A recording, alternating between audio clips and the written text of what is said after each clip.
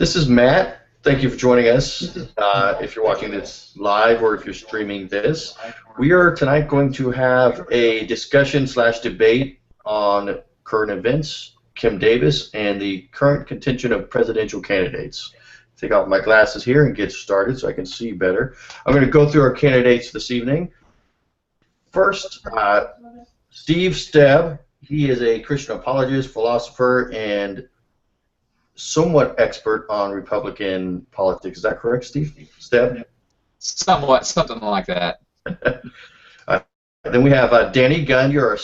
Danny's a stand-up comedian out of Cincinnati, Ohio. Danny is a supporter of our good friend Donald Trump. How are you doing, Danny? Good. How are you? Great. Then we have John Gleason. John is the host of the podcast Godless Engineer. John. Hello. You consider yourself a Democrat, is that right, John, or independent? Yeah, I guess independent might be the best way to go about it. I mean, I usually just listen to people's positions and then I pick the one that aligns with what I like the best. Sounds good. And then we have Matt Beekler. Matt is a self-professed anarchist. He is a blogger, and he's a wild card this evening. How are you doing, Matt? I'm doing fantastic. How about yourself? Never better. Thanks for joining us. So let me go through real quick the format of tonight's discussion. We're going to mainly focus on presidential candidates, but we're going to also talk a little bit about current events with Kim Davis and all that wonderful stuff. So since we have a wide diversity of background here, it's going to get a lot of back and forth. I'm going to pose a question to one of the panelists, and I want to be sure we give them plenty of time to answer. And then after that, feel free to rebut as necessary. Feel free to jump back and forth. I want it to be a natural, flowing conversation. So given that, let me jump right in here. I want to start with you, John, with this question. There is a historical precedent that the VP gets the nomination of the party. This year, it seems Biden may have to fight for it if he does officially run. Why do you think it's just given to Hillary? Why do I think that? Why do you think the nomination seems to, from the Democrat side, given to Hillary as opposed to Biden, just Biden? Why does Biden actually have to fight for it? Well, I would think that Biden would have to fight for it just because he's been associated with the Obama administration, and a lot of people are sore at the Obama administration in general. I honestly haven't had a problem with the Obama administration, and I guess maybe if you were to look at popular media, whatnot, like for instance Saturday Night Live, I mean he's regularly portrayed as kind of one of those, I guess, doughy-eyed kind of people. Not to say that a lot of the candidates aren't that same way, but I think that a lot of people are probably looking for a change, looking for a new route, and yeah, a change. And so that's why I think that Hillary would just be, but he would have to be he would have to work for it. Or whatever. Who would you vote for? Who would you vote for between the two, Hillary or Biden, and why?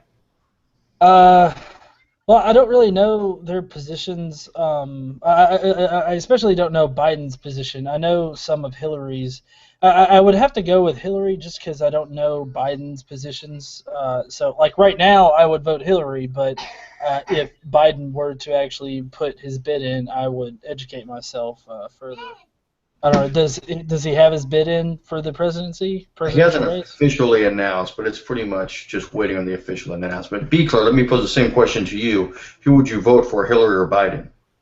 Well, first of all, I think it's ridiculous to think that it's reasonable that that Biden could be the next president. The recent trends in modern history are that every 8 years, that the party changes. We build up hatred towards the current party. Then we change parties. It's been the same thing ever since Bush the senior, and that's 25 years. So it's almost ridiculous to think that Biden has a chance. And if he does have a chance, it's because he partnered with Obama as his vice president.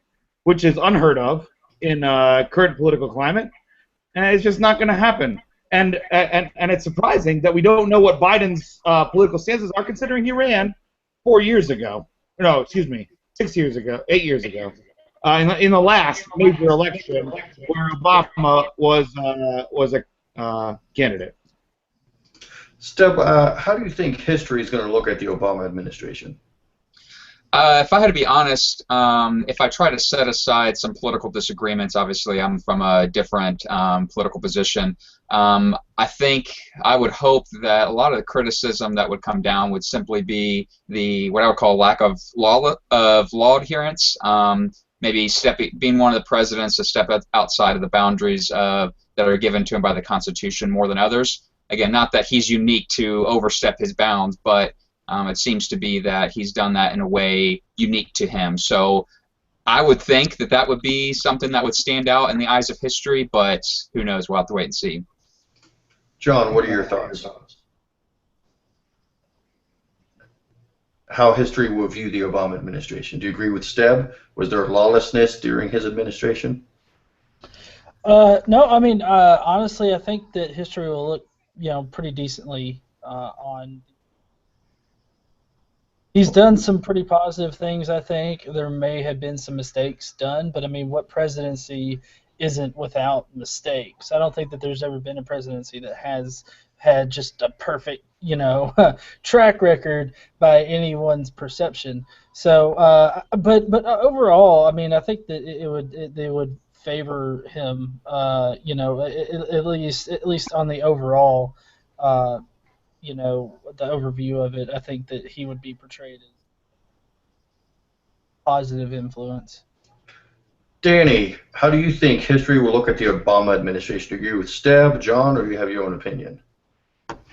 Well, I kind of agree with both, and here's why. I think in the coming years, he may have some problems, but it's always going to go back to how bad of a president George W. Bush was, I think. So he's saving everybody from not having, I think, just like he said, he made mistakes, everyone makes mistakes.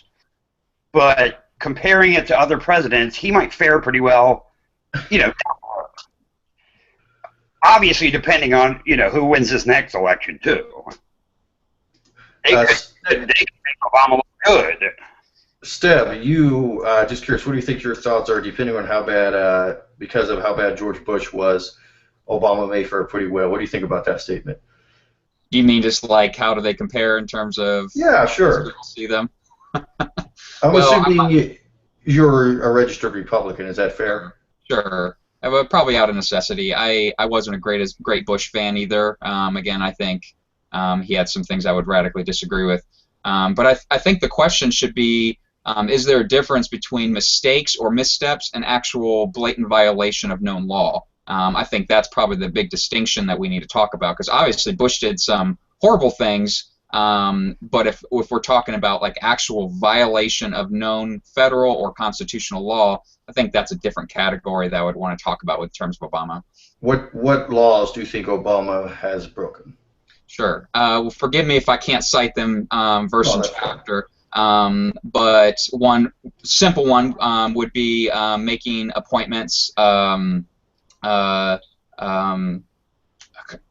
Forgive me, it's been a while since I've discussed that one. The whole concept of executive orders. Executive orders are something done by all presidents, as long as they are enactment of actual laws. But when you make an executive order that goes outside of established federal and constitutional law, that goes outside the Constitution, which would be an illegal act.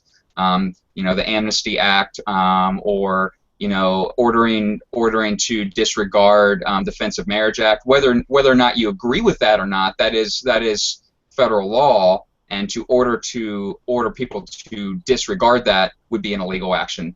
Just a couple case in points. Anyone want to respond to that? Yeah, sure. He's got 1 million. How about he doesn't federally prosecute marijuana laws, which I love marijuana, and I have a problem with him not prosecuting it, but he doesn't prosecute it. How about he shoots He shoots American citizens on foreign territory with drones. That's illegal. How about he authorizes his groups to search people against the Fourth Amendment? How about a million effing things? He has no. I'm with you on the law thing. Yeah, I mean, law. Go ahead, Danny. And who cares about law anyway? I don't. Morality. I don't know if I should say this, but whatever president moves to legalize marijuana, that's who I'm voting for. Great, no matter what else he fucks up. Excuse me. A lot of us will not vote that day because we might forget, because we're kind of forgetful. But every John, off the table, marijuana. John, let me ask you: do you feel Obama has broken laws or the Constitution? Well, you know, considering this is really outside my knowledge base, I mean, I would say it's hard for me to say if he has or hasn't. I mean, of course, he hasn't been prosecuted for any. He hasn't been really impeached for any. That doesn't mean that he hasn't done it. But I mean, if he has, I would expect him to you know, held accountable for them. But like just going off of some of the things that I heard, I'm not too sure if the first one going out, you know, I'm guessing with the pardons is what you were. Recess appointments is what I meant. Okay. Oh, like appointments as far as appointing people to positions? Right, like if the Senate or the House are out of session and one of these people would die, there's recess appointments. He actually appointed them while Senate was in session, which is the specific line and verse out of Constitution he's not allowed to do. So that I just hit. I would like to hear that line and verse because I think that's a loophole. I can't quote it for you right now, but it's specifically laid out of who gets to make what appointments when, and so it's not really it's pretty black and white in terms of how it's laid out. Again, I apologize, I can't tell you right now. That are specifically delineated in the Constitution in Section 1 that they're internally defined. Okay, I want to move on to a question for Steb specifically, and I think this will get to a meaty part of our discussion here, if you will. Steb, do you feel Kim Davis was justly taken into custody? It's a good question. I think there's a lot of controversy surrounding it. I have my theological or moral opinions on it, but I think broader, I think it's really an issue of, again, of law and order and of authority. I think the question should be, if you have two different authorities telling you to do something that contradict each other, which authority should you listen to? Does one have more than the other? And so we have a difference of, we have legally established state law versus a opinion given by the United States Supreme Court. So which one trumps the other? I didn't expect you to say that. I thought you were going to say God versus the law. Go ahead. Sure. John, on your YouTube channel, which you can find at youtube.com/godlessengineer, you have done several videos on Kim Davis. Do you agree with Steb and his statements? Well, let's get one thing straight. I mean, they didn't. I mean, it's not a. Okay, what the Supreme Court did, they didn't issue an opinion. Well, I guess they did issue an opinion, but I mean, what they did was they made a judgment on what the Constitution, as it currently stands, like what it says in regards to, you know, marriage equality. And so, well, given that they surmise that from the Constitution it doesn't limit, you know, marriages to, you know, man and a woman, that, you know, same-sex marriages are in fact legal. And so they don't have to create new laws because they're just interpreting the current laws and making a decision, you know, as to whether or not it is legal as in the current state of the government. So I would ask, do you think that the United States Supreme Court, based on what the power given in the Constitution, do they have the right to overturn state laws that are not on issues that aren't specifically addressed in the United States Constitution? Do they have that authority? And if so, why and where do they get that authority? They gave it to themselves. That's what I would say. Well, okay. For one thing, we have to. I mean, just think about what the purpose is of a federal government. I mean, we're the United States of America. We're tied together under this federal government. You have to have some kind of central entity to provide the base. You have to have it. Right? You have to have. Okay, anarchist. Okay. Otherwise, I wouldn't know how to run my life. I don't know what to do without them. Well, I mean, if you consider if you have the federal government that's kind of the central thing that's providing the base layer of the laws, and then allowing the states to build up off of that and make their own laws. Absolutely. I think that the Supreme Court definitely does have the power to supersede laws at a state level because of the fact that they are okay, when new laws are made and new amendments are made to the Constitution, we all, the Senate, everything has to go through a process, and everybody votes on it and gets voted in there. Sure. And so that's that's the binding contract, or if you will, for the state to be the union. Huh? What contract? I didn't sign no contract. I got no contract. No, it's the contract. Nothing. I didn't sign any contract. I didn't write my name on nothing. I got no contract. Go ahead, John. No. The contract. The contract is between the states. I didn't sign no contract. The contract is between the states and the federal government. I mean, when they said, "Hey, we want to be part of the union," hey, this, we're signing up with you, basically. Huh? Where's my contract with the state? I don't get no contract. Now you're sounding like I have to obey them. Sure. Well, and here's my perspective on it is, yes, I totally agree, is that there should be, the federal government has a very specific purpose, and we need that type of thing. And the state government has a purpose, we need that type of thing as well. But the federal government, its power is clearly laid out in the Constitution, and to have a better understanding of what that means, we look at the Federalist Papers, which was the founders' kind of commentary on it. So my argument is that there are very specific issues and powers outlined in the Constitution that define and limit the federal government's power.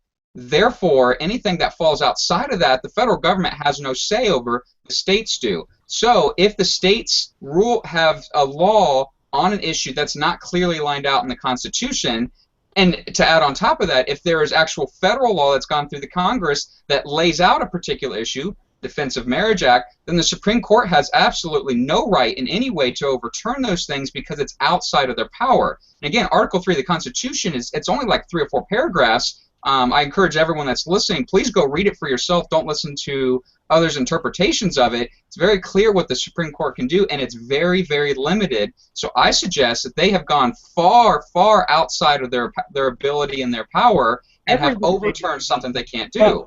Okay, well then I guess that we should all still be segregated, and black people should all still have to drink from a separate. It's interesting. Going to be a result of the natural. Let's do it. Let's do it. Come on, I'm from Alabama. Let's go. You know what? That's interesting because if the Supreme Court had listened and stayed within their boundaries in the first place, the Congress actually outlawed segregation 70 years earlier before the Dred Scott decision. The Supreme Court came and overthrew what the Congress did, perpetuating segregation for 70-plus years. Again, we would have got rid of that back in the 1800s if it wasn't for the abuse of power of the Supreme Court. And I think that's exactly the way the system was intended to work, was to have a very, very weak, small Supreme Court that had little to no power whatsoever. And the reality is, if you let small-time government have a lack of segregation, you would see over a significant course of history that it works, and that it would defeat this problem where there's this massive segregation and we need this central authority. Decentralization works. Testing over a large group of scenarios works. The winners emerge. So I got a question for you, Matt. you're a self-professed anarchist. Yeah. Are you anti? Are you completely anti-government? Do you think the United States government serves a purpose, or do you think we should just all live in a society with completely void of any authority? Well, I'm gonna appeal to the Bible here, unfortunately, because I already have one Bible lover on my anti-debate team, and I'm gonna appeal to Daniel 4:17 and say that the worst people are deliberately chosen by God to be put in charge of us, and also that all kingdoms are ruled by Satan, the temptation of Christ. Satan rules the entire earth. Government is fundamentally evil. Well, did Jesus? I'm a Tolstoy follower. I believe that government is fundamentally evil. There is no saving grace to government. When Jesus comes back, he's going to wipe away government and church. Did Jesus himself not say to give to Caesar's what is Caesar's? Absolutely, he did. And he also said in the same sentence, give to God what is God's, and nothing is Caesar's. Steb, what are your thoughts as a fellow Christian, his perspective on government and its role under God's authority? Sure. Well, I think I could walk with Matt for a little ways in having a deep distrust for government. I don't think I can go quite as far to say that it's evil at its core and unredeemable. I think it definitely has a place, but I think if the 20th century has shown us anything, is that government can be a terrible, terrible thing, both for freedom, for life, for dignity, for human rights. So I think all of us should have a deep distrust of government. And again, that's why I'm a fan of the U.S. Constitution in as far as its ability to limit the amount of power that a government can have over its citizens. The Constitution is over. It's over, man. Yeah, I feel that way. That's true. We got no quartering of troops in civilian homes. I can't think of a single amendment that still works. We got people in your pants at the airport.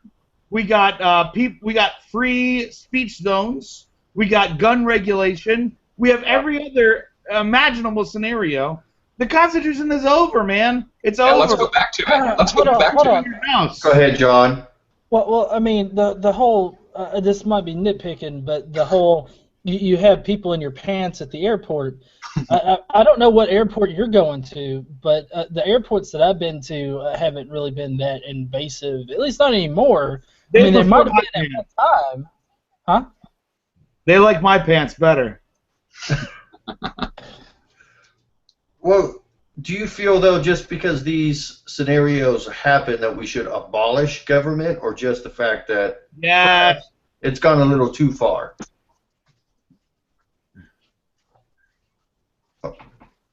Okay, hey, Sorry, Danny, was that to me? That was a picture of Danny's pants. Sorry about that. I should have paid my bill. Huh? Yeah, we lost Danny on the call, and he just came back. Definitely Danny, need to abolish government. let me ask you a question. Moving this along here. What do you think makes Donald Trump qualified to be president? Is this directed toward me? That's directed towards you.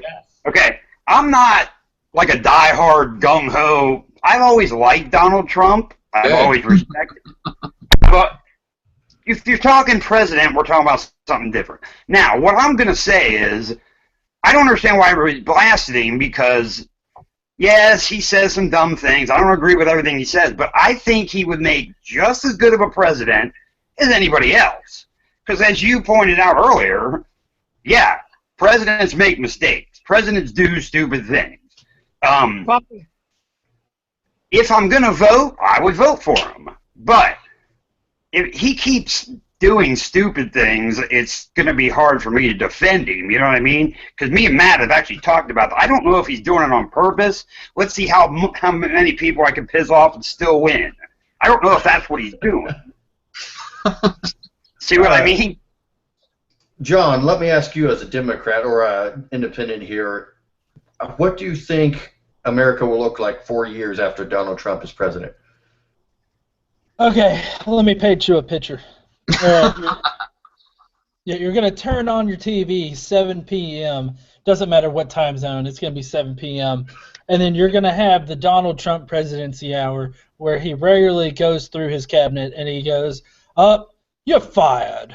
Yeah, everybody's going to be fired. I was going to say that. Yeah, exactly. No, but you know, I don't really know. Just to be serious about it, I think, I mean, the guy is obviously a well-rounded business guy. I mean, you know, he could force businesses into foreclosure and then still come out on top. So he might be good for the United States. He could force us into bankruptcy, shut down the government for a while. That'll appease the anarchists here, and then you know, after the dust settles, he builds a new default on all debts. Yeah, and then after the dust settles, he'll build up a whole new government. It's already over. We can't pay this shit. It's done. We can't pay it. Hey, calm down, Captain Anarchy. It'll be all right. Yeah. The reason I like Trump is because Trump is not an insider establishmentarian. He's not the guy. He's not a politician. You're right about that. Well, Matt, are you a fan of Trump? I wouldn't go so far as picking a personal STD, a personal virus to inflict upon myself. But the reason why people like Trump is because he's not an establishment guy. He does whatever the F he wants. He does anything he believes in. He doesn't care what you think. He's hardcore. He says anything, and he goes. He's balls. Do you think like that? Opposite of Romney. Let me ask you this: exactly what time frame do you think it would take before Iran just nuked us because we voted him into office? They're not gonna nuke us. There's no such thing. That's ridiculous. They have no. It's ridiculous. He's gonna call him up in his underwear. And then he's gonna be like, I'm sorry, but you're fired. You're fired. Twice in 100 years. We've taken over their government twice. There's no Iranian offense. It's a myth. It's bullshit, man. It's total propaganda. There's no such thing. Steb, as a Republican, how do you feel about Trump leading the polls as your candidate? Well, I gotta say I'm not super thrilled about that. He's probably one of my least favorite out of the bunch. But I guess he's better than nothing. Who would you rather have president, Bernie Sanders or Donald Trump? Oh, I guess I'd have to go with Donald Trump, but that's not saying much, though. I mean, that's it really is not. But that's yeah. I mean, you don't like demagogues? I love demagogues. Well, seeing as Bernie Sanders is a European socialist, I'm assuming Matt here is completely against that. Gosh, I wish we could have more European socialists. Fucking, it'd be fantastic. If only we could have infinite money to give infinite free things for infinite people, I would love it. Just let me jump on. That question right there, that's almost like saying, who would you rather have babysit your kids? Satan or Charles Manson? I mean, you got to pick one, but they both suck. I'm not saying that Trump sucks, but he doesn't. Charles Manson is a lot more violent and weird. There's a lot better choices out there. Well, yeah, I mean, I think Satan would give a lot of fun for a while. John, how do you feel about them? Our panel here comparing Bernie Sanders to Charles Manson or Satan. Obviously, it's a little tongue-in-cheek, but obviously we're comparing him as. Okay, I'm going to win a little bit more, but you know what I mean. Okay. Look. I'll say this: if Bernie, which one's Bernie Sanders again? He's the old guy with the glasses. No. I know who Bernie Sanders is. I'm saying in the analogy, who's Bernie I think they were saying he was Charles Manson. Charles Manson. Okay. Well, if that's the case, if that's the comparison here, then I would have to say that any Republican candidate on the other side is just a copy of Jim Jones. Just saying. I mean, you've got religious nuts on the right-hand side that are just going to completely either tank our entire country or they will cook our entire world. And they could possibly do it in 4 years. I mean, I just really feel like out of all of the candidates, Bernie Sanders is so far the best one to pick. I mean, there's never going to be a perfect candidate, and to delude yourself in thinking that there's going to be one, that you're just wasting your time. So I think that trying to pick the one that seems like the least harmful to our current situation is the one. And I know that you guys are saying, like, well, if we had infinite money to give to everybody, then yeah, Bernie Sanders would be a good choice. But a lot of politicians go into the White House with a lot of ambition, and I don't see him accomplishing nearly as much as he wants. I think everything they tell me is totally true. Well, I think that Bernie Sanders would push us in the right direction that we need to go. And Obama's going to close Guantanamo Bay and everything. I totally believe it, definitely, for sure. Yep. It's bullshit, man. It's totally bullshit. They can say whatever they want. They can say anything they want, and they get in power and they do whatever they effing want. It doesn't have anything to do with it. Let me ask you this, Matt Beekler. What would be a better solution to govern humankind as opposed to the structure of government we evolved to set up? What would be a better scenario than to govern the human race as a whole? So let me appeal to another video blogger here, that Jesus would probably do a better job than we do. But before that, let's say that individual rights, individual human freedom, will probably do a lot better job than we do now. That individual contracting, individual decision making, individual agreements will probably do a lot better job than we do now. Could you run a business? You're not serious, right? That's a joke. That's a good one. Could you run a business of 100? I would love to hear why that's a joke. That is very serious. I don't know. You're making me laugh.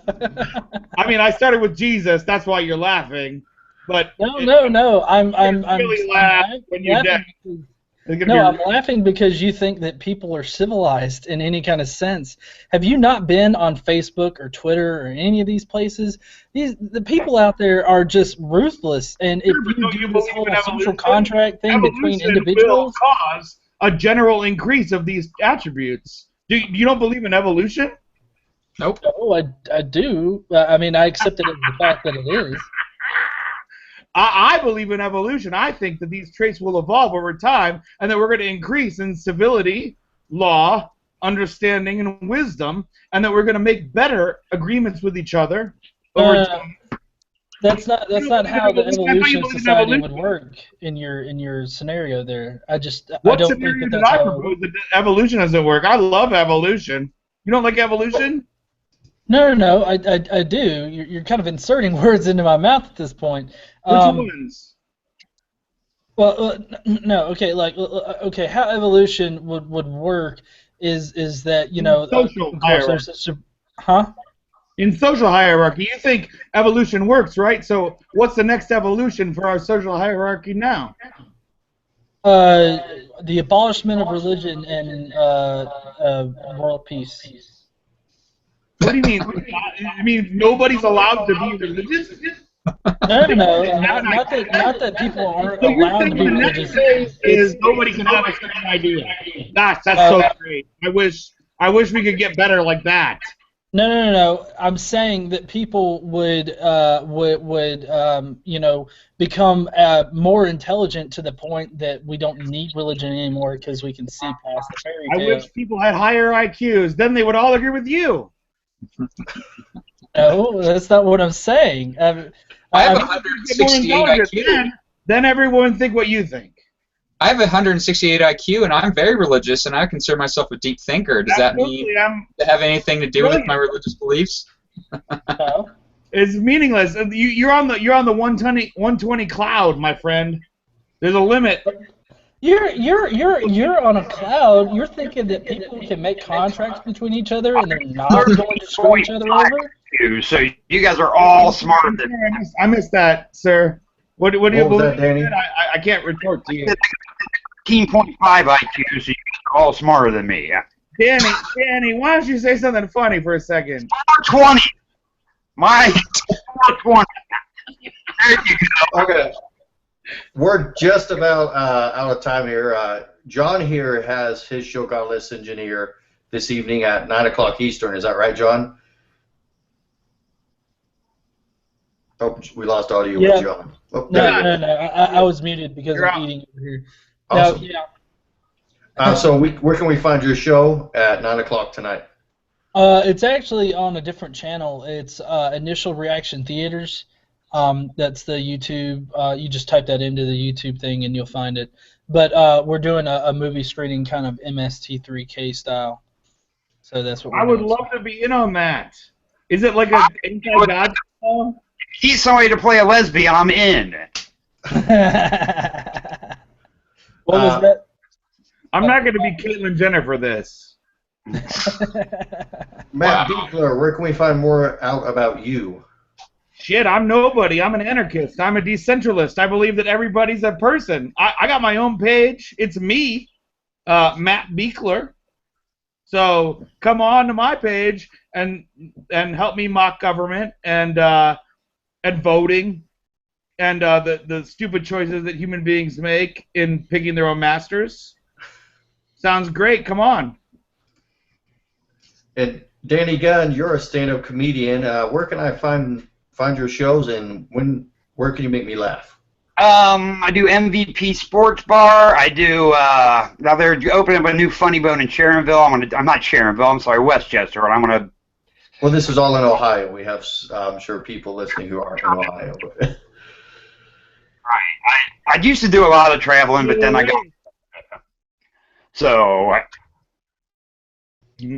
No, I mean, if you go to my Facebook page, I post when I do the show. So if you're in the area, come on, check it out.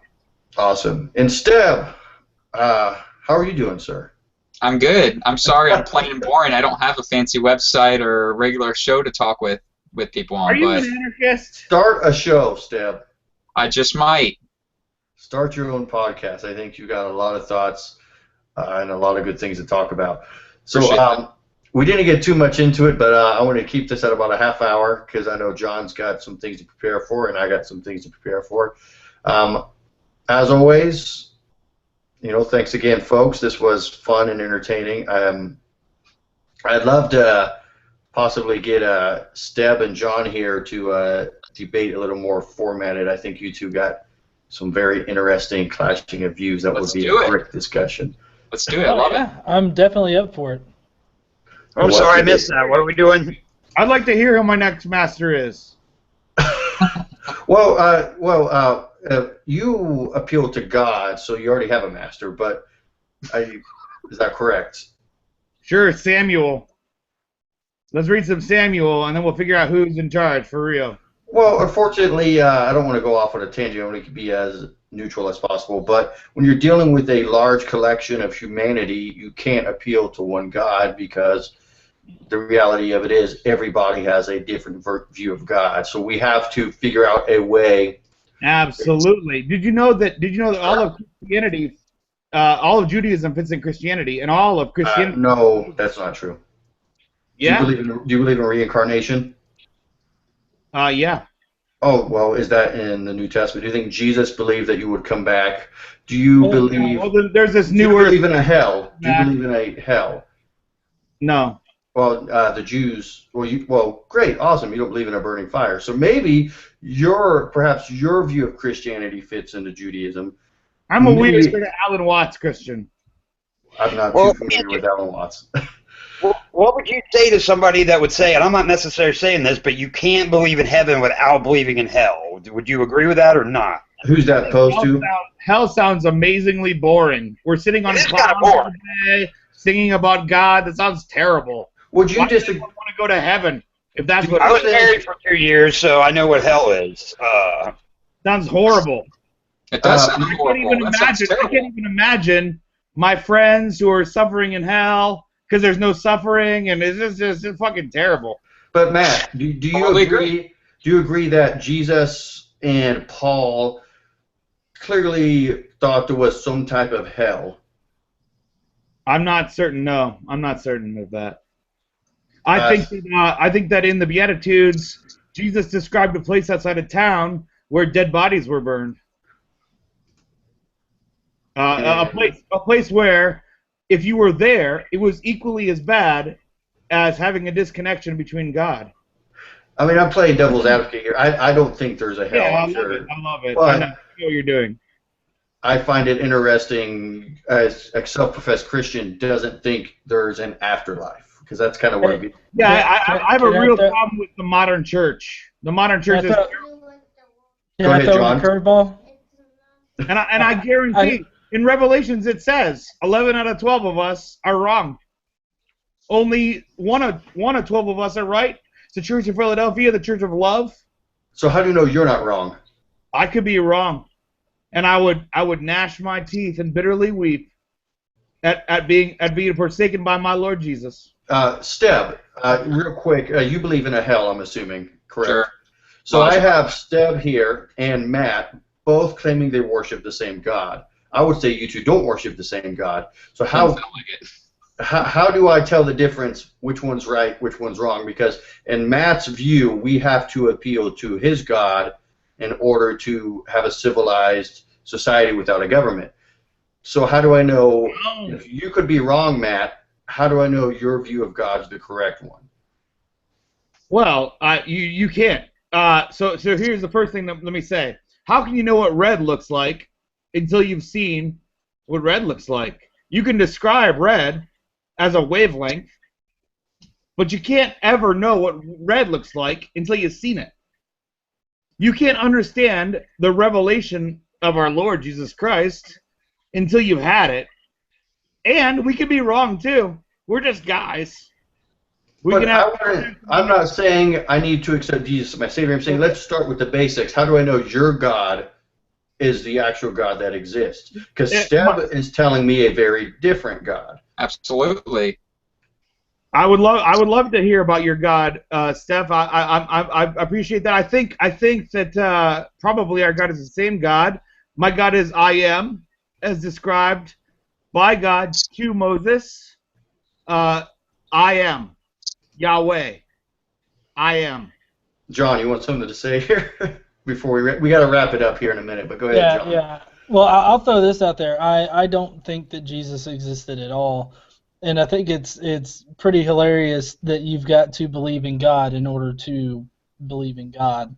That just seems like some pretty screwed up reasoning there. Satan believes in God. Oh. What does that have to do with anything? Satan's not real.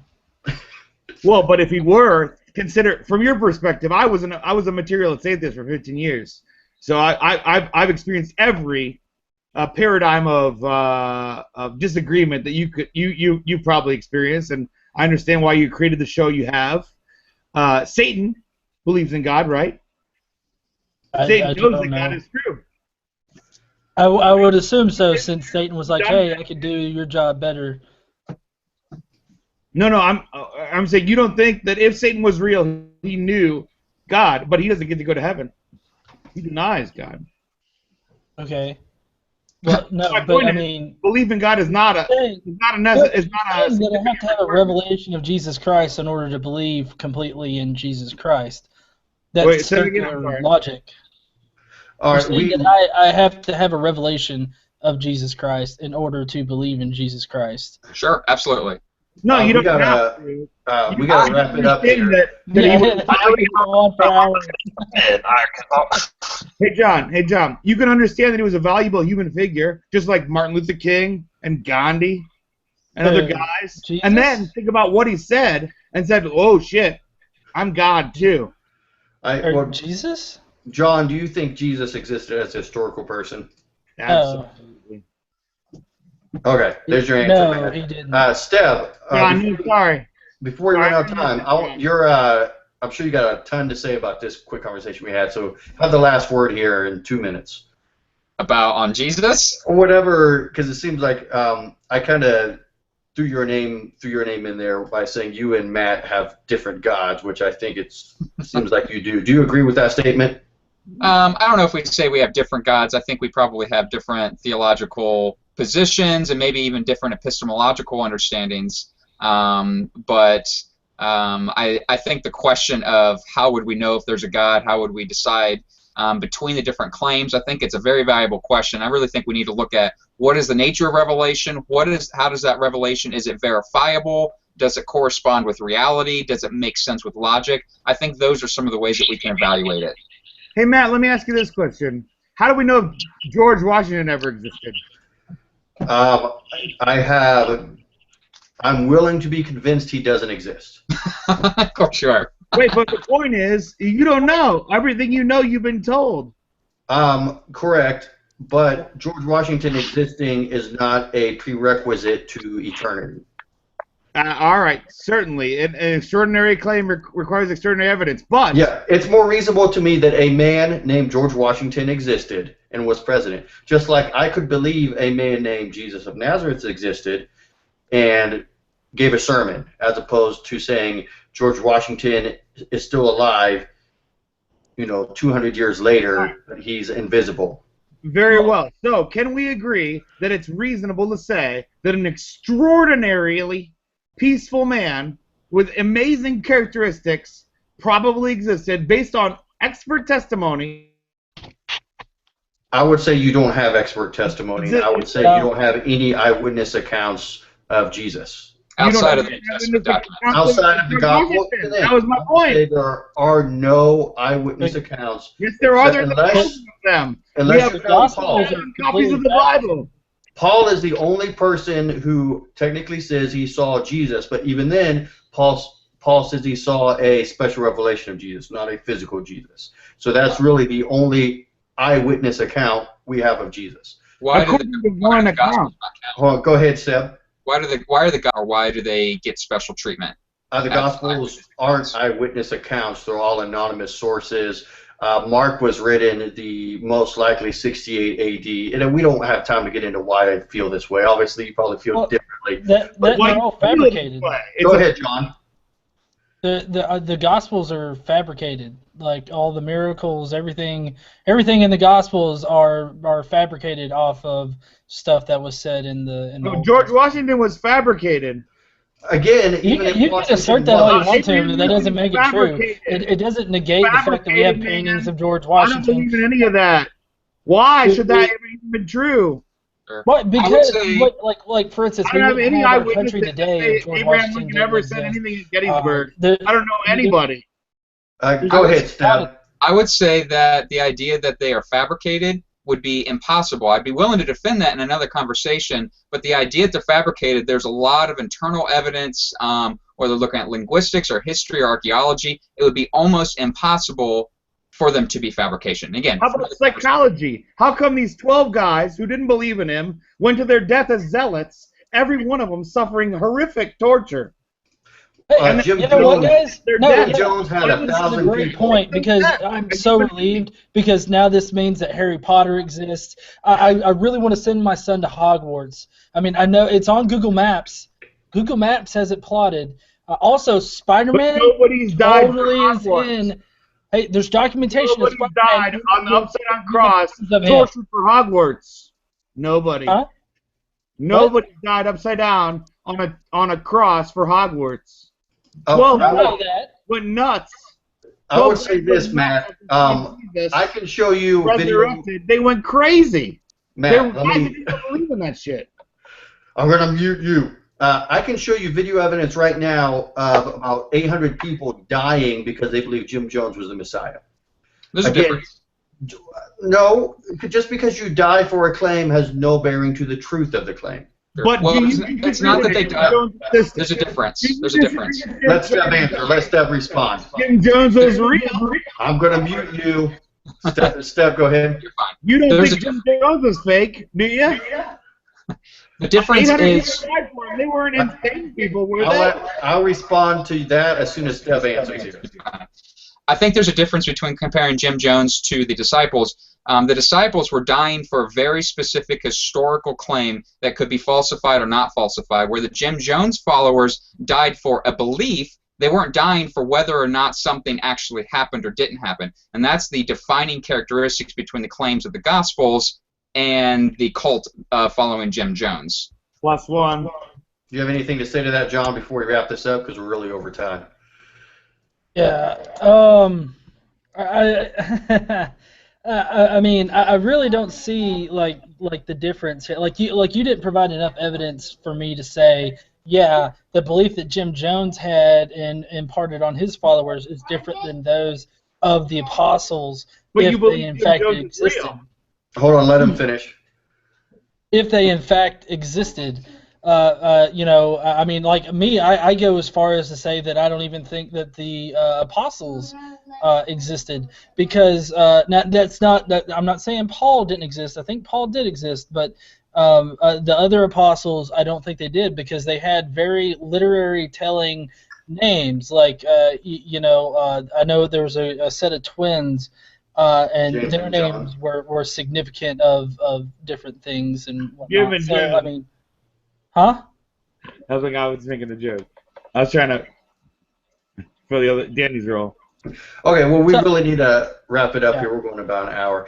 This is really, we got way off topic, and now I could talk about this for hours. I would love to carry this conversation further, because I think there's a lot of depth here that we just don't have time to get to. So thank you very much. John and Steb, would you two be interested in talking about Jesus some more? Absolutely. I'll work something out. I want to make that work. This is a good conversation. Thank you all, Matt, Danny, Steb, John. Thanks for having me. And Thank you, check guys. out, as soon as we're done here in about an hour, John's going to be doing his show. Yep. Thanks for having me. Initial reaction theaters. Thank you very Watch much. Lesbians. Bye-bye.